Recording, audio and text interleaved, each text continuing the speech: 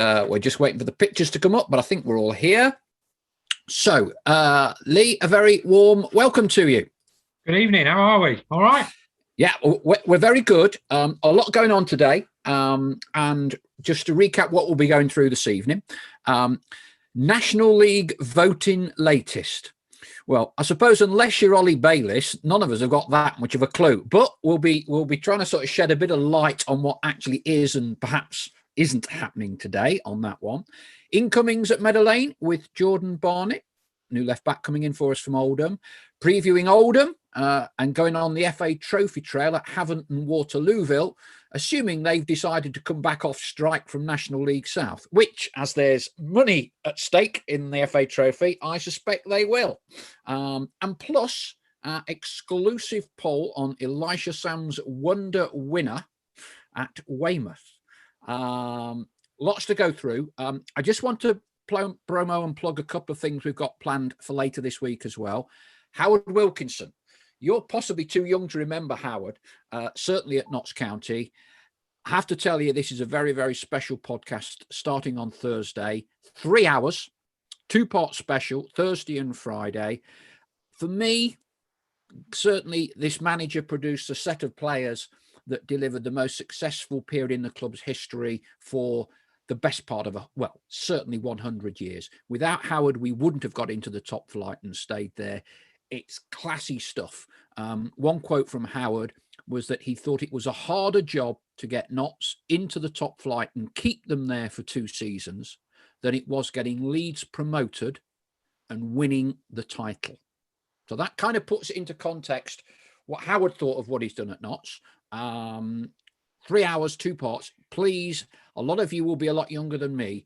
Do listen to it. It's an absolute masterclass in the art of management and the art of coaching.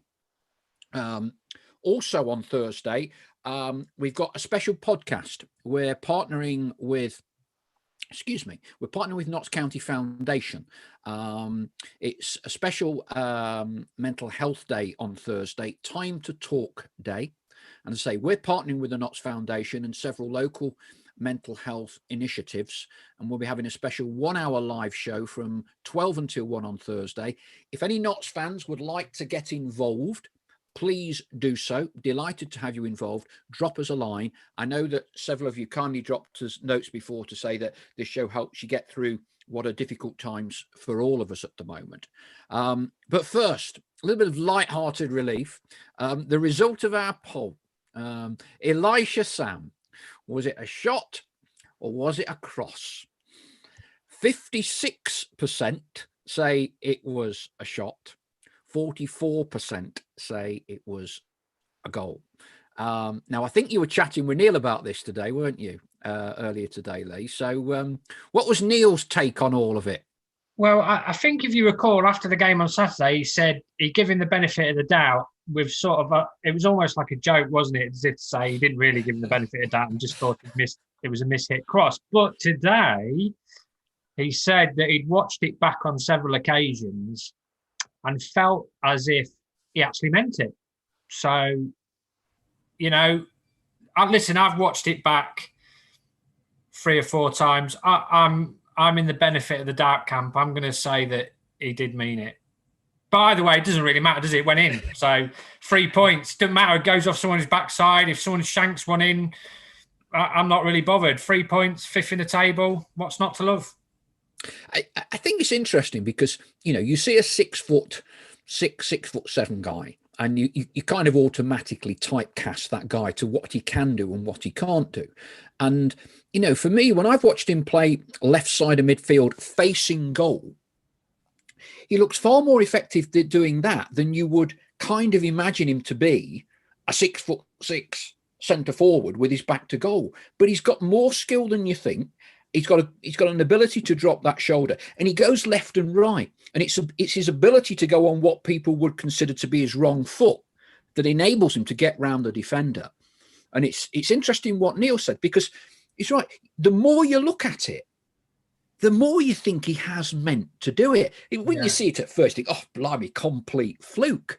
The more you look at it, there's a chance he's meant to do that, or at least meant to put it in that vicinity, to put it to do a deliberate chip, just to hang it right towards that far post. Yeah, for somebody to come in and either get a tap in or head it in at the back stick. Yeah, but I think, you know, if you watched Elijah Sam in the summer, you would have looked at him and gone, yeah, he's very, very raw. He's got all the attributes to be a really good player, I think. In terms of, you look at his physical stature, he's powerful, he's a good size, he's quick. For someone who's 6'5", he can absolutely shift.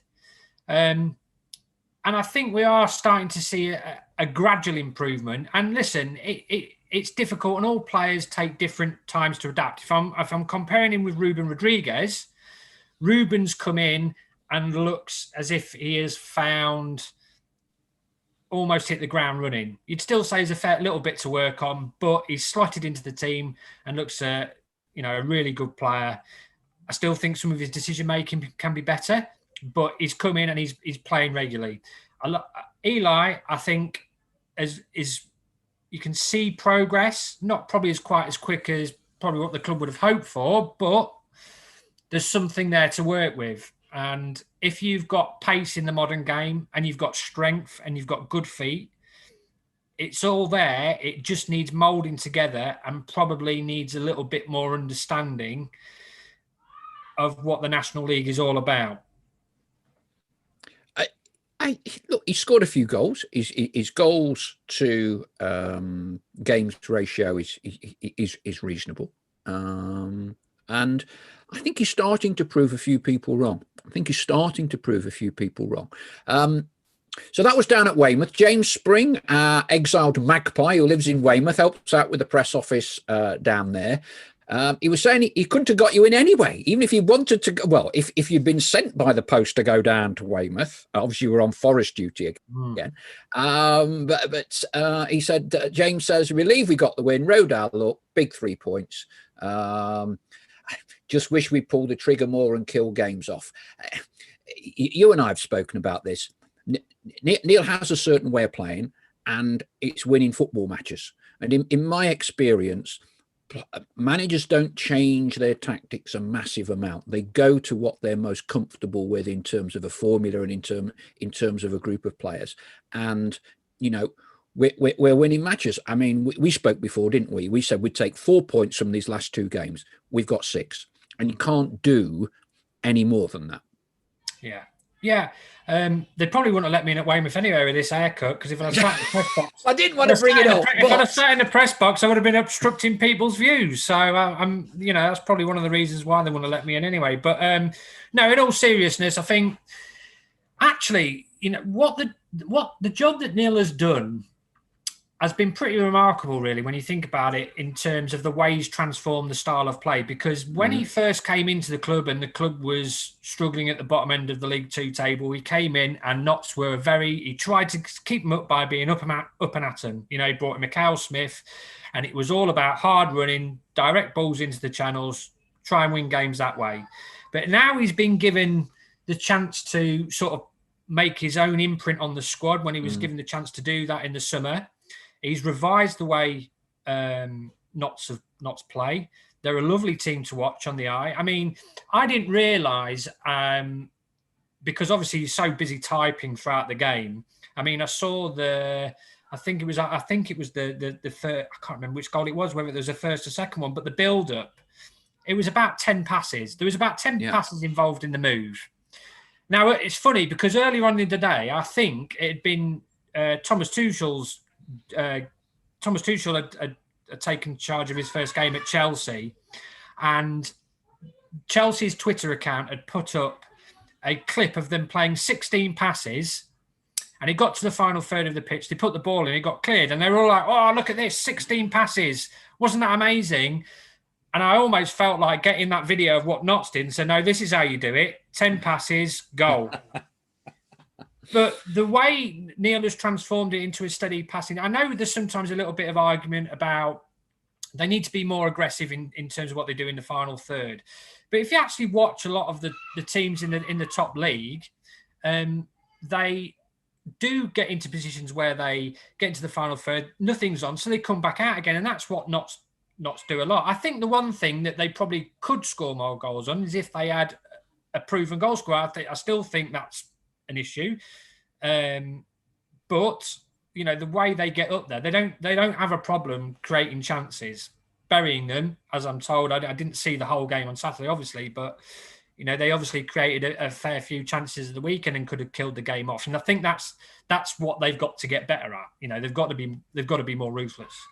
Yeah, I mean, Neil plays fundamentally a possession-based game. I mean, probably the nearest to it, I would have said in recent times, I'm not sure whether you were covering Notts at the time, would have been under Keith Curle. No, he'd actually. I think I took over when Sean Derry was there. So yeah. I think that was after Kawamia, wasn't it? So yeah, I mean, Keith had this kind of possession-based game where the ball was brought out from very deep with a lot of passes, and I think the club went on a 1 year unbeaten. It was something like a record 1 year run without getting beaten away from home, and that style was certainly suited to it. The problem, I think, for Keith and why a lot of fans were a little bit disgruntled after one very good push for promotion season was there were an awful lot of draws at home, and a lot of the time the ball was spent with Notts having possession, but in their own half. And ultimately, football is probably one of the most transparent businesses there is to be judged by, and you'll be judged by results. You know, Neil Warnock is a hero to all Notts County fans. And yes, we played more football than a lot of people will give us credit for. But fundamentally, Neil wanted the ball in the final third of the pitch. And he got results. So I think the challenge sometimes for Neil's teams this year is if we're not winning regularly, people are going to point to almost a too patient approach. Now, one question we just had from Leigh Brearley, which I think is an interesting one. I'm not sure what your take will be on this. Leigh says, still think young Jimmy Knowles could have more involvement. What are your thoughts on Jimmy? How close do you think is Jimmy to starting, or is he going to be the impact sub? I think while the team's winning games, it's very hard to justify his inclusion because, you know, against Solihull Moors last Wednesday, sorry. I actually thought defensively was very, very good. And Neil's style of play, I presume, is they keep possession so much that the opposition either has to concentrate for 90 minutes on cutting off the passing lines, or eventually they just get so tired that it's impossible for them to do. And I think that's, in the end, what happened last Wednesday. Solihull Moors had been running about here, there and everywhere. They stopped doing what they were doing in the first half, which was stopping the wingers coming inside and getting on the ball, which then, when Enzio actually did come into the side, and the first time it opened up for him, they got in and scored the goal. Then they brought Knowles on, and he just, those extra legs, and you know, proved the difference in the end, really, I thought. And it made sure that Notts didn't have a nervy end to the game. I like him. I do like him. I mean, I thought when I saw him in pre-season, I think I did a tweet straight away. He is that fox in the box. But we've got to remember, he's still a baby. He's what, 19, is he? So he's still a teenager. And I think to put him in there on his own would put a lot of unfair burden on him. And Neil clearly likes Carl Wootton up front, and that's never going to change. He's clearly the number one striker. And then it's really, you'd say it's a toss-up between the three of them, really. Eli Sam's come in, has obviously come in the weekend, scored a goal. It's been Effiong. And you could make a case for Jimmy Knowles. But I think, you know, listen, I don't think the four centre forwards this season are as good as the four centre forwards last season. And I think when you're talking about the goals in the team, I wonder when Callum Roberts is fit, will Neil go back to that 4-2-3-1 system that was really successful? And you've got the likes of Roberts on the right, you've got Enzio on the left, and Ruben as the number 10. You get all three of those on the pitch. Dribblers, people can go past people. that's going to be another issue. That's probably another barrier to stop Knowles, because I think we'd all agree you'd want Callum Roberts in the team. A lot of people would say, well, you can't drop Enzio and you can't drop Rodriguez. So those three creative players behind whoever's the lone centre forward would probably the way Neil goes if Callum's fit, I would guess. And is Jimmy going to be is Jimmy the type of builder who can play a lone frontman? I'm not sure. I don't think he can. I think he is probably best suited as an impact player. Okay, that's the strikers. Let's discuss a little bit about midfield. I've had a couple of questions just coming in. Kelsdyke has been talking to us about Matty Wolf. Do you think he's going to get game time or not? Because on the face of it, with the likes of Doyle, Reeves and O'Brien, he's going to be finding it hard to get in, isn't he? I think so. Yeah, I think so. While the team is in the position, Neil's argument will be, why should he change a team to accommodate one player when they're fifth in the table and have got the best defensive record in the league?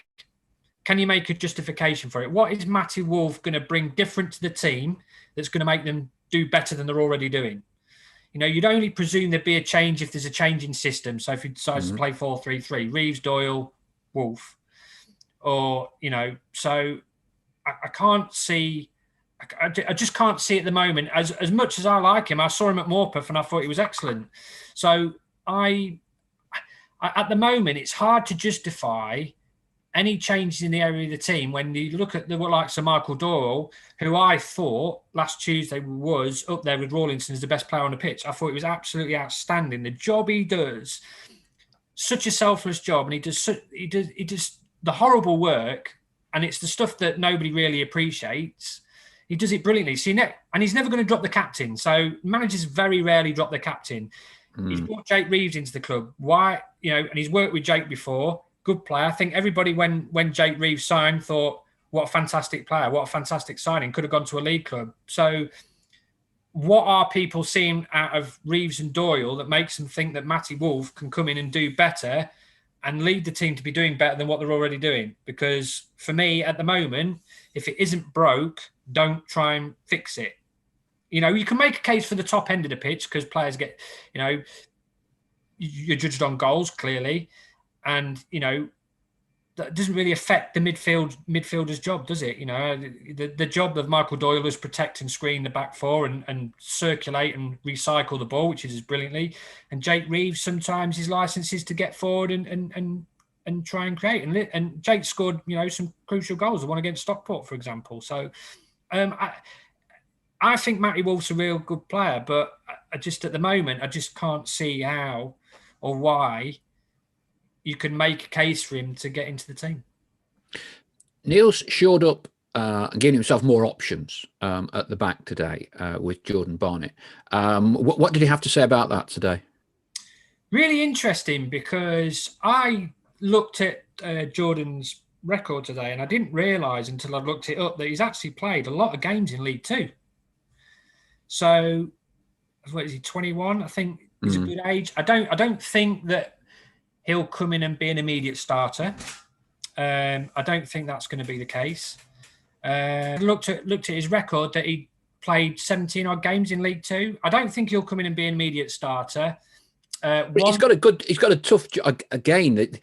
There's a lot of the younger players that are kind of in reserve, aren't they? Because if for me, Dion Kelly Evans has probably been the best player this season. For me, I think he's the most. I think he's been the most reliable, consistent performer. I like his tenacity. He gets stuck in. He'll have a dig at people, because sometimes there's a question about Notts' physicality and are we nasty enough in this division? I like Dion. He gets stuck in. 5'5", in he goes. And clearly Richard Brindley would be a preferred choice. So I think he's going to have his work cut out to get in, isn't he? Yeah, I think so. But it's one of those signings where you look at it and you think it's one of those signings that you've sort of rubber stamps what the owners are looking for. Young, decent pedigree. He's been at Barnsley. short-term deal until the end of the season. If he proves his worth, he'll probably get a longer-term contract. But you're right. I think he's going to find it very difficult to get in because Kelly Evans, even though he's right-footed, has made the left-back spot his own. Calvin Miller gone in there and done a really good job. And I think, well, as Neil said today, I think Adam Chickson's time at the club may be coming to an end. Yeah, what's happened there? So is Adam kind of indicating he'd like to move on, or what's? Yeah, I think that's certainly been the case. I'm sort of led to believe he had another move lined up to go somewhere else in the National League, but it fell through. He wanted more game time, but again, like you just said, Dion Kelly Evans been fantastic. How can you make a case to be playing in the team when you got the best defensive record in the league as it stands now? So I can understand his frustrations, as we all can, if you're a player of somebody who's, you'd say, of a decent pedigree, who's been at Bradford and Bolton. You can make a case for, you can be unhappy that not being in the team, but when you look at the statistics and look at how well the back four's performed, you can't make a case for him, really, can you? I mean, that's just being brutally honest, because the teams, the results speak for themselves. The two centre halves have been fantastic. The full back positions are very solid. So, and I think Calvin Miller really will probably end up being deployed as a winger. He's more of a left-sided attacker stroke midfielder than I'm led to believe by people at Harrogate than he is a left back. Yeah, I mean, there was one moment in the first half last Wednesday when he got caught napping, and he got screamed. He did get screamed at because obviously you can hear everything, can't you, in the stadium? So, but I thought he was much better in the second half. And you can see why he would probably prefer to play further up in the final third. Okay, let's say a big welcome across the pond to Montreal. Hey, we get all over the place, here, Leigh, to Kevin J.S. Duska Jr., to give him his proper name. Now, I've had a few messages from Kevin and spoke a little bit about his grandfather. Was over in Nottingham during the war, and it's kind of from his grandfather, I believe, that he's gotten an affinity with Notts and keeps an eye out for us all the time. And he just says, "Hi from Montreal." This is a lovely phrase. As a Doyler fanboy, I can't believe that the man is still capable of doing what he is at his age. I don't know whether you've spoken to Michael recently, but I mean, he's 39. I think he's the oldest outfield player operating in the National League at the minute, and basically he just plays. He's available for every minute, isn't he? Manager's dream, isn't he? Manager's dream. He never gets it. I can't recall actually in all his time at Notts him ever being injured. Whether somebody can put me right on that, I honestly cannot remember a time. He's been unavailable through suspension because we know he's got a bit of a fire. Yeah, I was about to say he's had about 36 games missing through red cards. Slight exaggeration, but yes. But in terms of his injury record, he's never been. I can't ever recall a time where he's been out a considered length of time. In fact, I don't think it's happened. Incredible engine. The amount of running he does, and it's selfless running as well. He is such a fantastic player. Out of all the players in the squad, I'd love Notts for him to bow out if he chooses to retire at the end of the season, or whether he decides to keep on playing. It would be so lovely for him to captain the club and take them back up. You can see why Coventry fans absolutely loved him, and you can see why he's been so highly respected wherever he's been throughout his career.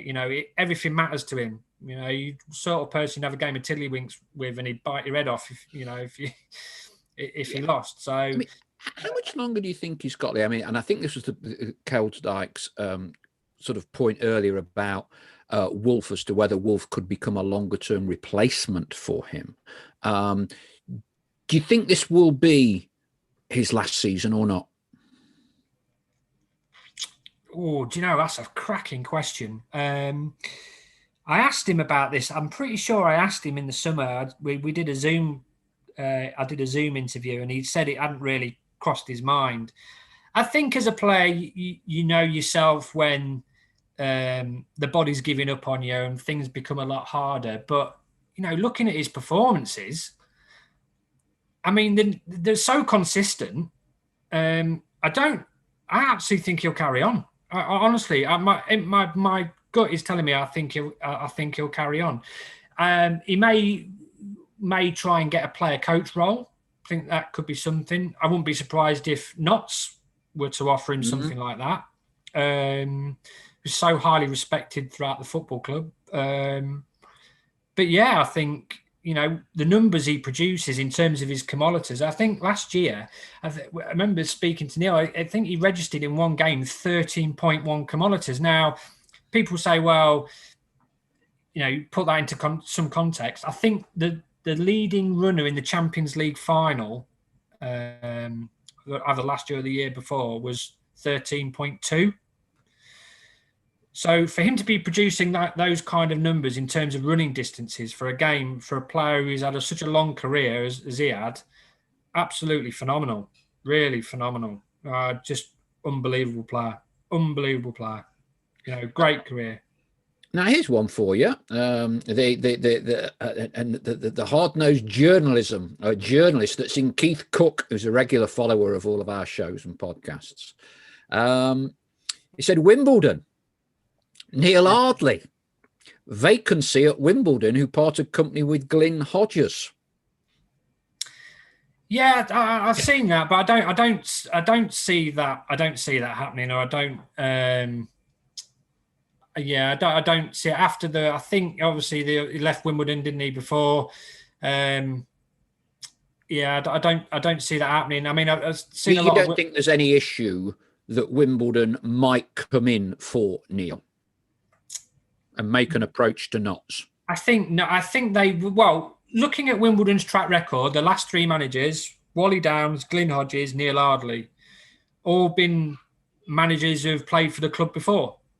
And looking at some of the Wimbledon fans' comments, they want the club to go in a different direction. They want somebody who's not had an affiliation with the club before. So I think Danny Cowley is currently the favourite at 3-1. The last time I looked, I don't think even Neil's even in the betting, which usually gives you an indication of what might happen. But I think the early front runner is Danny Cowley. But I know they've moved to a new stadium, but Danny Cowley's not going to Wimbledon. Well, listen, you know what the bookies are like.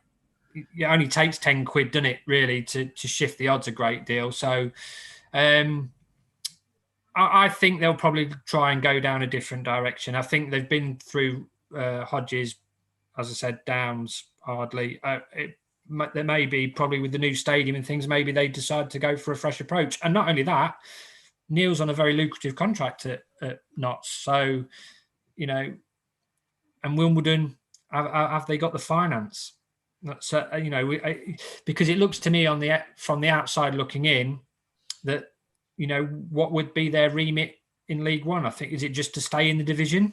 It's a relegation battle this year, isn't it? To stay up. Exactly. That will be the immediate remit. Stay in Division 1. Yeah, and I think has it really changed since Neil left? Because he left them when they were just above the relegation zone in League One, weren't they? So what is the long term aim? Unless there's a big takeover. Lovely stadium, but what's the budget going to be like? My son's just passed me something, aka my producer, saying that Wimbledon and this is in the Daily Mail online, that Wimbledon are considering the Chelsea women's boss, Emma Hayes. Apparently she's in the reckoning. I tell you one I think that could be a left field candidate. Luke Garrett. You're going to say Luke Garrett? Look at him. There must be some telepathy. Well, it's funny. He's going to have to move at some point from Boreham Wood. I mean, he's still only 35 now, isn't he? Yeah. He's about 4 years at Wimbledon. 4 years at Boreham Wood. But he played over 100 games for Wimbledon, didn't he? When there was kind of that renaissance coming back into the league and all the rest of it. I don't think he stays at Boreham Wood too much longer. No, and it's funny because he's second favourite. Is he? I genuinely not. No, he is. The bookies odds, but I know he was a player at Wimbledon, and he can't keep treading water. I don't think too much longer at Boreham Wood. Well, he's going to have his own ambitions, isn't he? And his ambitions probably going to be go as high as he can, or be in charge of, without being disrespectful to Boreham Wood, a decent sized club. He's got to be looking at a league club now. He's got to be. Yeah. Got to be.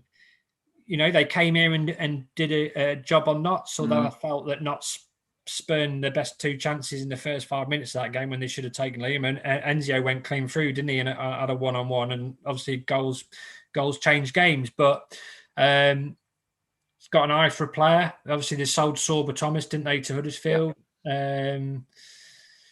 I think that and there's no smoke without fire when it comes to the bookies either, as well. For Luke Garrett's name to appear in there straight away suggests somebody's putting money on it from somewhere. So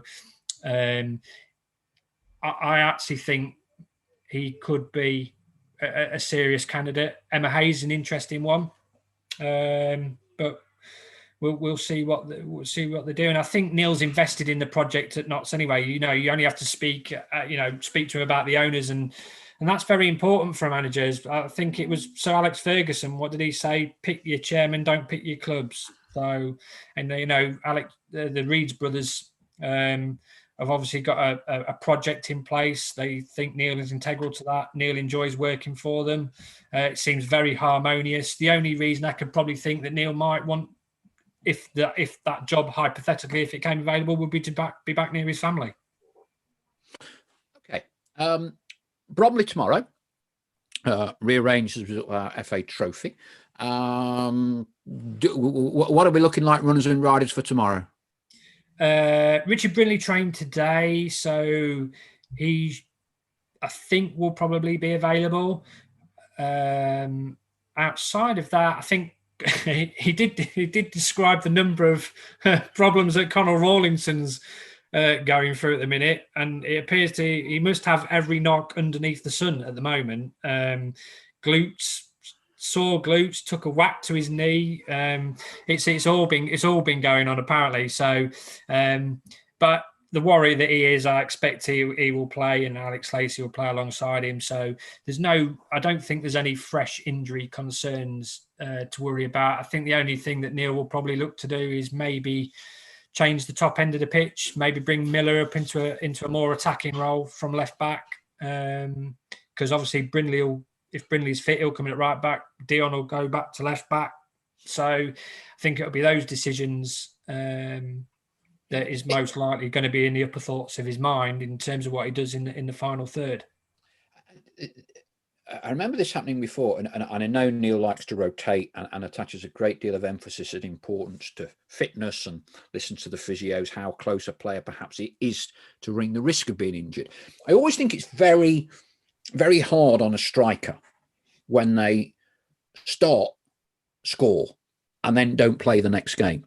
Now, this happened to Elisha Sam earlier in the season, didn't it? I forget which game it was when he scored and he went back on the bench. So you're kind of intimating there that he may not start tomorrow after scoring that worldie that 56% of Notts County fans categorically stated was a deliberate shot, nothing to do with a fluky cross. Well, he started, didn't he? He started Effiong, didn't he, against Solihull Moors, and then dropped him to the bench for the game at the weekend. I think, as I said previously, I think Carl Wootton's always going to start. I think out of the other three, you can flip a coin. I think they've all got different qualities. But apart from Knowles, really, you wouldn't sort of say Effiong or Sam are natural goal scorers. So I think that position alongside Carl Wootton is probably up for grabs every single week if he continues to play 4-4-2. I think you can make a case for any of the centre forwards, and maybe Neil, he does his own work on the opposition, will pick the centre forward he thinks is best to unsettle the defence. But there's no doubt that Carl's going to start every single game. So it'd be interesting to see what he does. Because Rodriguez seems to be in a bit of form. Enzio, crucially, seems to be coming into form at the right time of the season. So I I think it'll be pretty much, you obviously know the back four is not going to change much. Centre midfield is probably not going to change. Enzo will start. If I'm thinking ahead, he'll probably play Miller on the wing and Kyle and another. Okay, let's see how it goes down. Now, Alan Cotty joined us a little bit late, and he said, do you think the season for all three national leagues will be terminated following the vote this week? Who's to say the vote will be this week? I suppose the question really is Bromley tomorrow potentially our last National League game of the season? Because obviously it's the trophy next Saturday. What's your take on all of this? As best as I understand it, and this may have changed, the National League have been sending out the resolutions for the vote today, which it was previously intimated would be a separate vote between the main National League, I'll call it the National League National Division, and National League North and South, because previously they've kind of gone en masse. So now, and the intimation is that it will be a straight majority vote. So if we part North and South for a minute, my personal view is that they'll scrap them. The one we're concerned with, there are 23 teams, because obviously Macclesfield didn't fill in. Yeah. So if I understand this correctly, 12 is the magic number. It's a bit like an election night, isn't it, with them swingometers, and Labour need to get to here and Tories need to get to there. So the magic number is 12. Yeah. 12. And whoever gets to 12, if it's in favour, we carry on. Yeah. And if 12 are against, it's scrapped, as I see this. Wrexham have come out, their trust have come out and said they're abstaining from the vote. Dear me, trusts and football, don't get me going. Why are they doing that though? I don't absolutely see any benefit for them to do that whatsoever. I don't understand. You know, this is an important decision to, you know, for every football club in the National League. Why would you not bother voting? Here's my cynical view, and I'll upset members of trusts now. If you've got 100 members of a trust in a room, there will be 101 different viewpoints. Can't make a decision. I think the argument that Wrexham are putting forward, or the trust, the ownership, which is the trust there, is that because Wrexham's in Wales, they would not get the funding anyway, because this is only for English clubs. Yeah. So they're kind of saying, not directly affecting us, we'll abstain. It's possibly also a view that some Wrexham fans think they could get in the playoffs, and some Wrexham fans think they couldn't get in the playoffs and they can't make their ready mind up. Because I promise you, if Wrexham were third, they'd be voting to carry on. Yeah. So the magic number is 12. They're not far off it from what I looked at the table. They're not necessarily massively in the mix, but it's achievable. But 2 wins in this league and you're back, you know what I mean? It's 2 wins and you're back right in the thick of it again, aren't you? You know, it's so tight. Exactly. So the resolutions today, apparently, according to Ollie Bayliss, who's, seems to know more about the National League than the National League executive, is that they were late going out and were not actually hitting the clubs until this afternoon. And then there is a time period of 1-2 days for clubs to register their vote. If it is as simplistic as is being painted over the weekend, first to 12. Yeah. But I'll give you a terrible scenario. Wrexham abstain, takes it down to 22. Well, you get 11. 11. Can you imagine? Do you know what, though? Both parties would demand a recount. That would just sum it up. That would sum the National League up. So what's going to happen? What's your take on this? Do you know? Well, if I go through the teams who I've already seen who've said they want to play on, Solihull Moors, Torquay aren't going to want to give up their position, so you can count them. That's 2. Hartlepool aren't 3. Stockport won't 4. Notts 5. Halifax are in a decent position. I presume they would want to continue 6. Do you know what? It is. I think it's going to be. it's going to be tight run. But I think what they don't appreciate is that if they do not carry on the season and play it out to its conclusion, they are cutting off their own nose to spite the face. Because if the EFL turn around at the end of the season and say, well, hang on a minute, you can, if we're still getting our League Two, League One finished, how on earth can't you get your league finished? Yeah. And I think, I do genuinely think that there would be ramifications further down the line in terms of the promotion places. I mean, the National League has always been banging the drum about having a third promotion place. I mean, that's been an argument that's been going around for years, because they say, well, it's almost like a League Two and the standards as good as League Two. And do you know what? I would agree with that. I think that some of the football I've seen this year wouldn't look out of place. And you only have to look at the number of National League teams who ended up knocking out league opposition in the FA Cup this season. So they've got to think very, very carefully. It's not just about the short term, which I appreciate there must be some, concerns about the finances. But in the long term, do they really want to be in a league where the EFL turn around and say, right, the way you handled that scenario wasn't great. Yeah, we're not going to give you the third promotion place, or not that it would happen anyway, I don't think, because like you said, Turkey's voting for Christmas. Or they may just say, no, we're going to change it back to one. Then what happens? They are the ramifications. I think everybody appreciates how difficult it is for football clubs at the moment in terms of the finances and whatever's going on, with the funding. I mean, the whole thing's been a farce, hasn't it, from start to finish? I mean, to have no minutes or any documentation of what was said in the conversation at the start when all this was taking place about the loans and the grants and whether it was guaranteed throughout the season or not, what does that tell you? It's just to have no documentation. So therefore, who's you have to end up taking sides. Which side do you believe? One says there were assurances. DCMS said no, there was no assurances. So it's just a mess. We spoke about this on previous shows, didn't we, Leigh? You will never get to the bottom, of that meeting, because everyone is running for cover.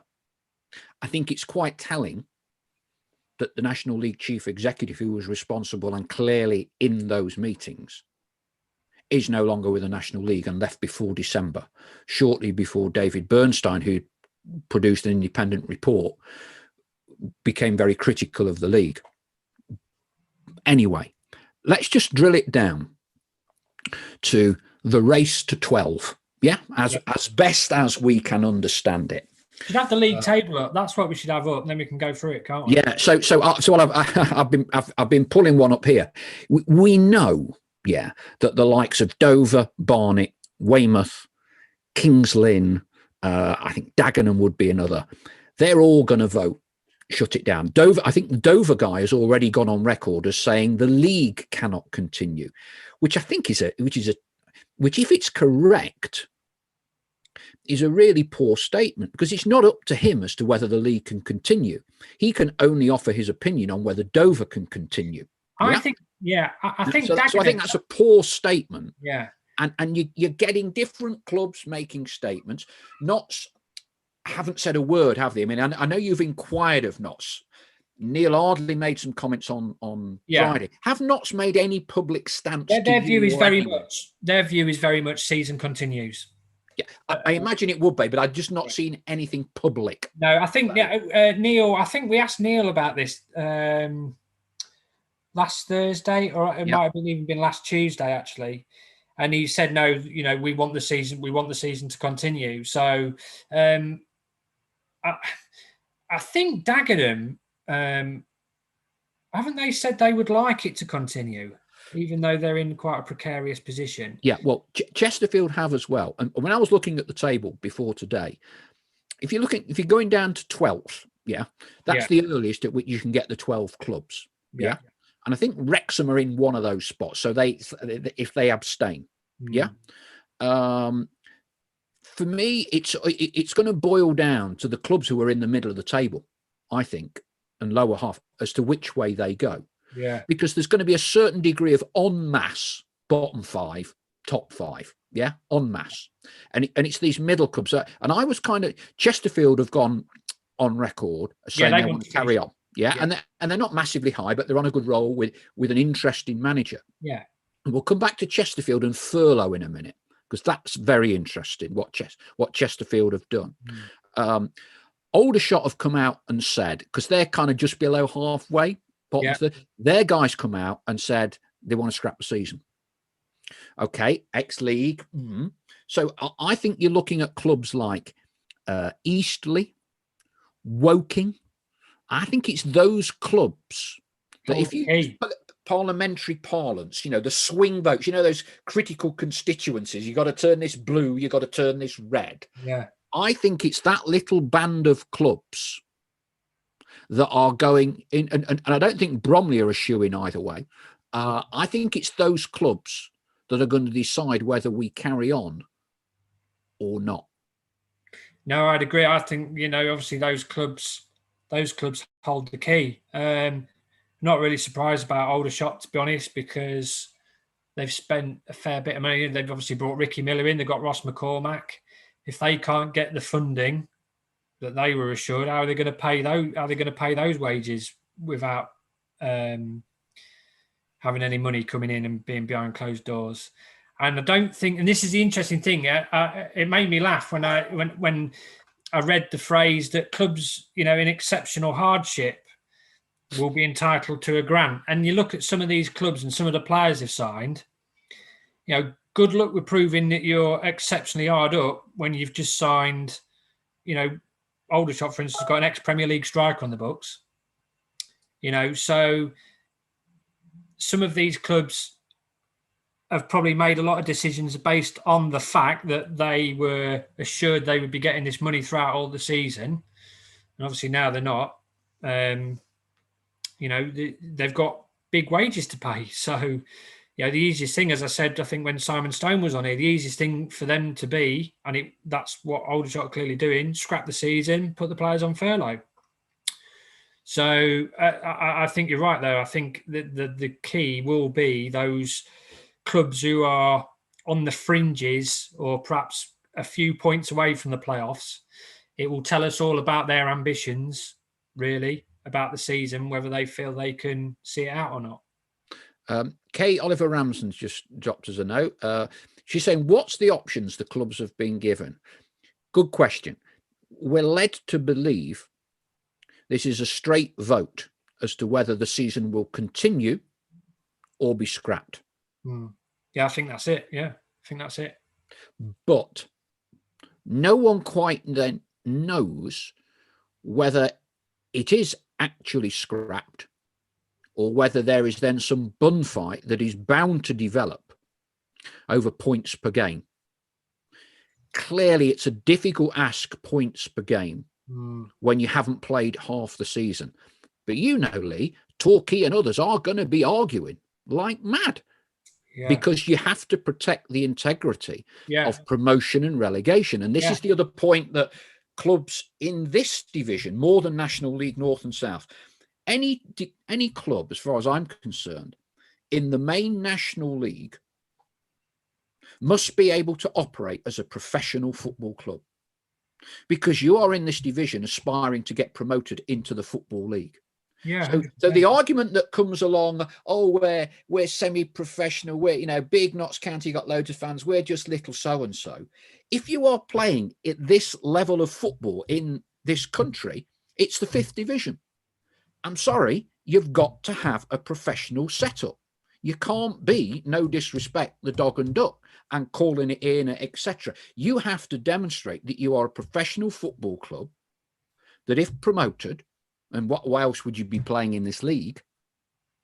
You've got to be able to go into the big time and satisfy stadium criteria, pitch criteria, all those sorts of things.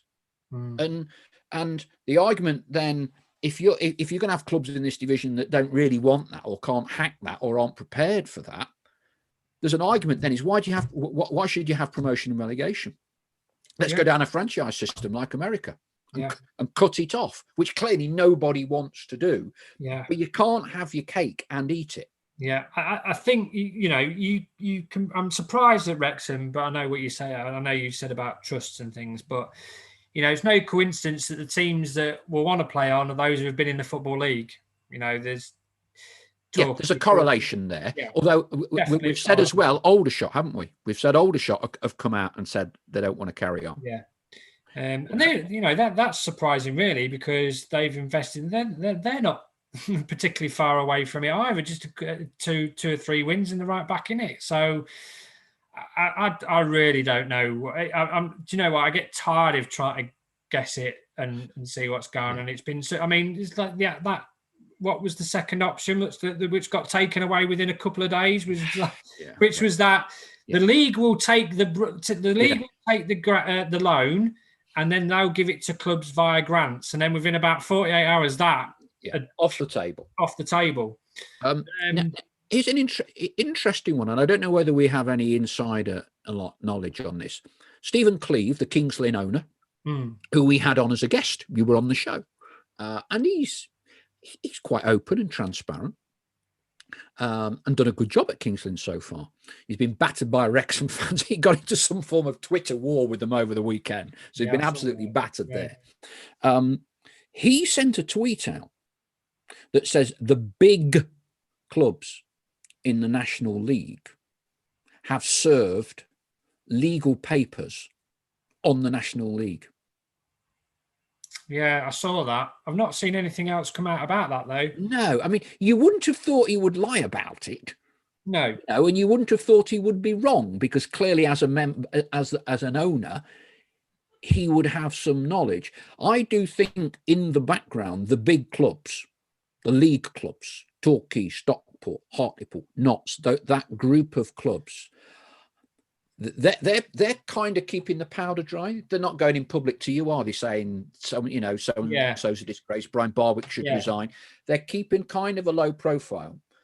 But I suspect there's something going off in the background.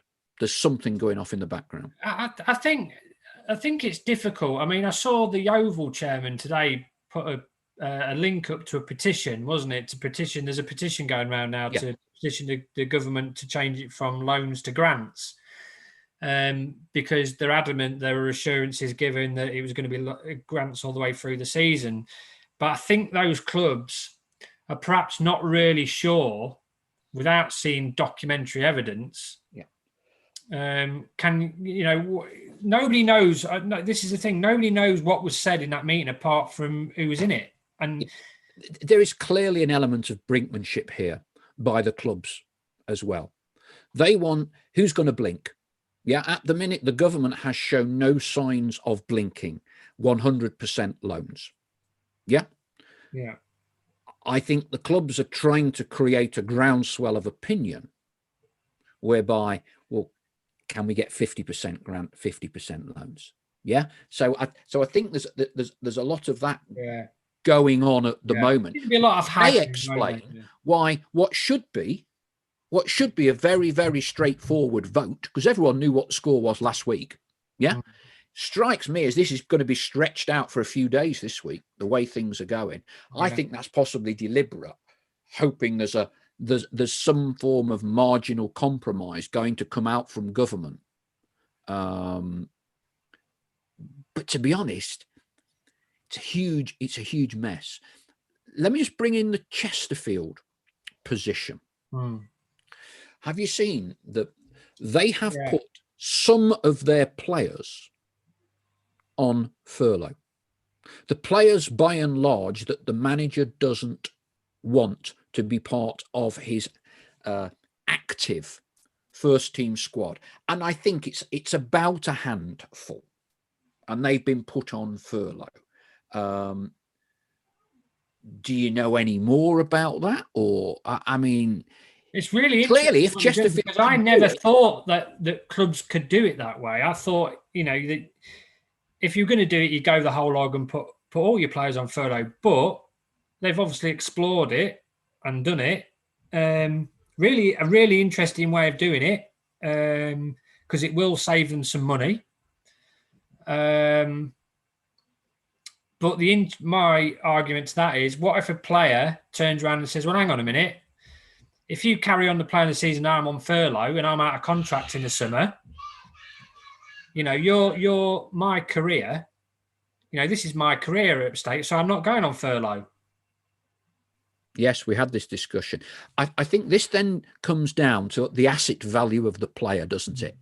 If you've got a player, and I'm guessing this is the computation that Chesterfield will be working at. If they've got players in that squad, they've got a new manager in that doesn't want those players to be part of that squad.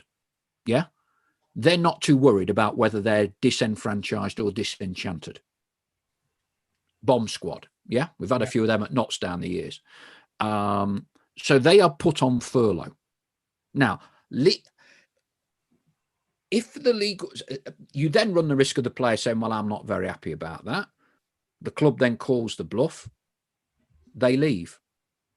But I don't think they'd leave unless they had another club and or they were going to get comparable wages. Yeah. Whereas the challenge is if you put your star players on, if you put your whole squad on furlough, your inverted commas star players could technically say, no, I'm not going on furlough. And then the club loses a transfer fee. So it's an interesting one. I presume Chesterfield have taken some form of legal advice on this. What I can safely say, knowing football clubs as I do, if it's permissible, I guarantee there'll be a load of other clubs doing it very, very quickly and looking at their squads. Yeah, I mean, you have to remember, Notts never put any of their players, playing staff on furlough. Maybe for that reason. Maybe they just thought. But middle band clubs and smaller clubs. Yeah. I think that's probably one of the reasons why the club perhaps didn't put the players on furlough. For that reason, it's really interesting what Chesterfield have done. I think if I was a player though, and my contract is up at the end of the season, and I'm being denied from playing at any stage, how do I put myself in the shop window to get a contract with another club at the summer? And you put me on furlough. I just don't see. If that's just me being devil's advocate. If I was a player, I'd be like, well, hang on a minute, I've got 3 months of my contract up to go anyway. Either you're stopping me from putting me in the shop window. I'm not going to take furlough. So then what happens?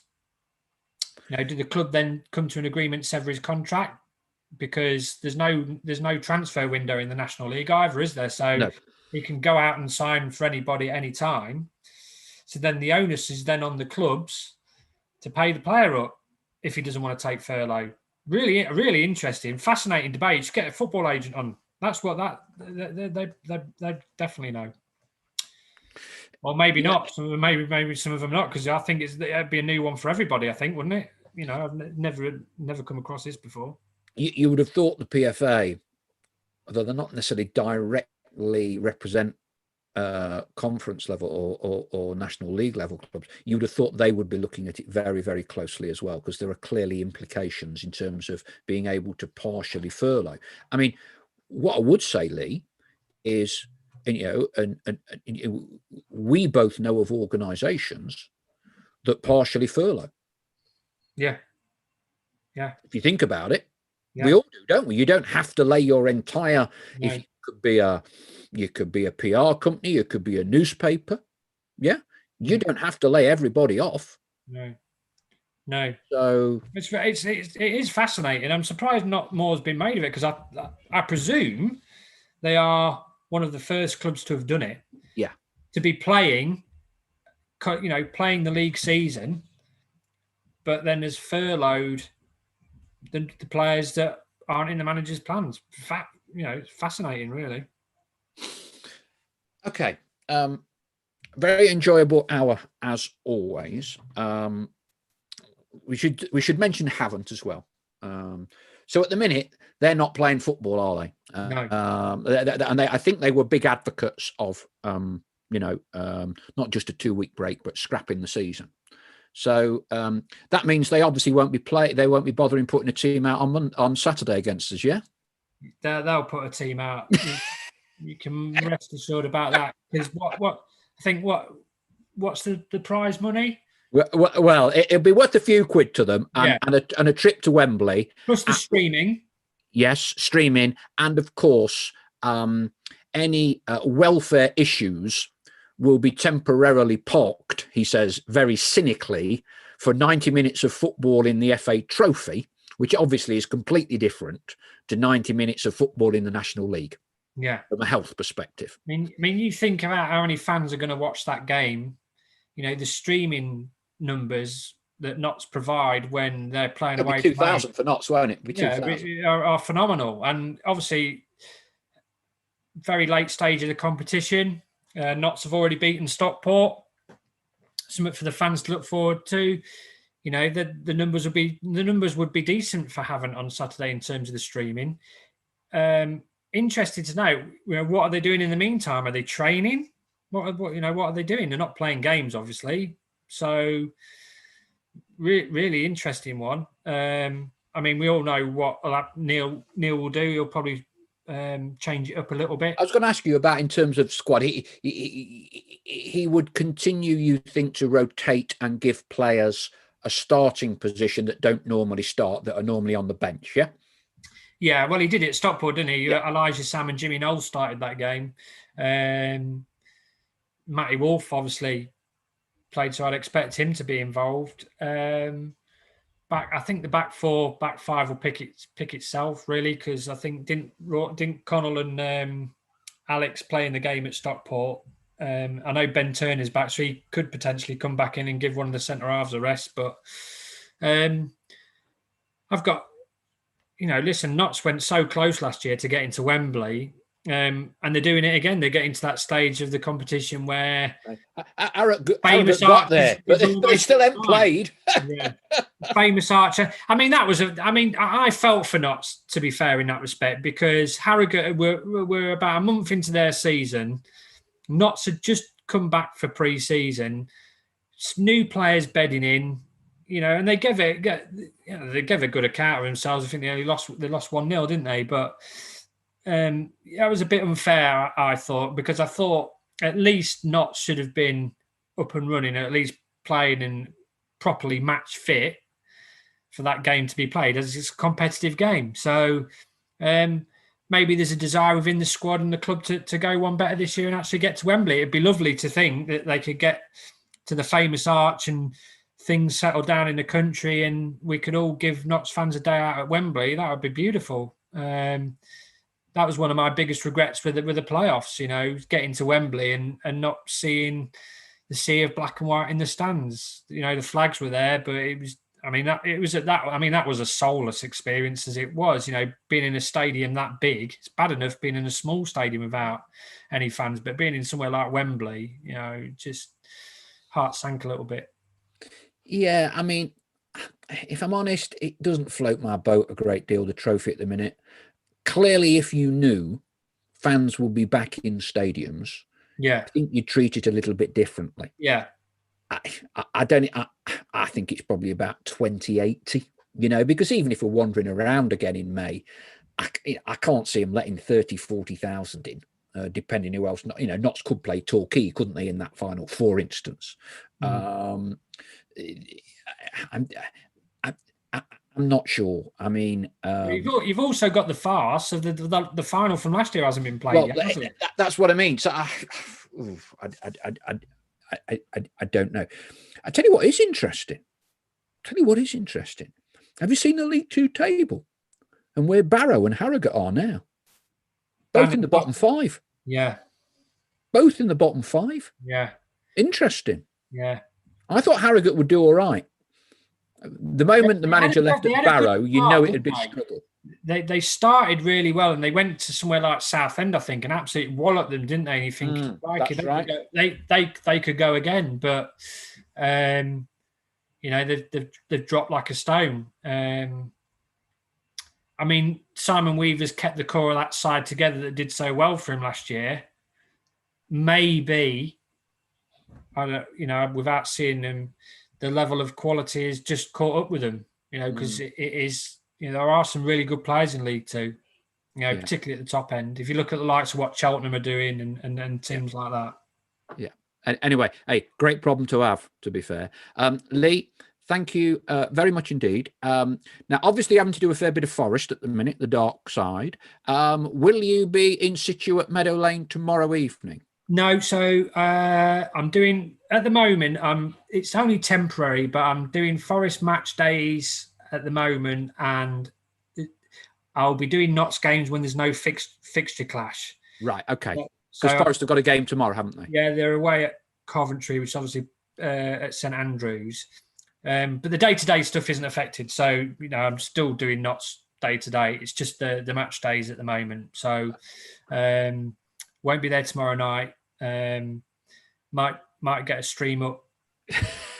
Sneak a little peek on the stream. Sneak a little peek on the streaming and keep up to date that way. But, I have a lot of people who obviously, because brilliant thing about Notts is fantastic community club and made a lot of friends here since being part of the club, and it's beautiful place, great fans, and a lot of them keep me informed.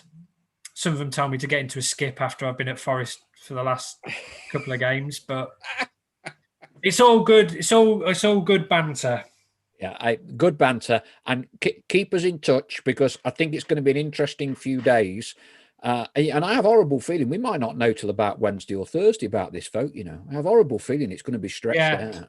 I mean, it wasn't until you said about obviously if Wrexham are abstaining, 11v11, it could be a distinct possibility. And then where do you go? Where do you go? I might take the day off that day. Leigh, been a pleasure. Thank you for your time. I'll let you, good lady. Your dinner's in the dog now anyway. So we'll let you crack on and we'll catch up soon. And thank you to everyone that's been sending the questions in. Lots of questions again tonight. We've gone through most of them, I hope. Howard Wilkinson, 5 o'clock. Do not miss it on Thursday. And we're also having a special mental health podcast on Thursday from 12 until 1. More details of that to follow. Thank you very much.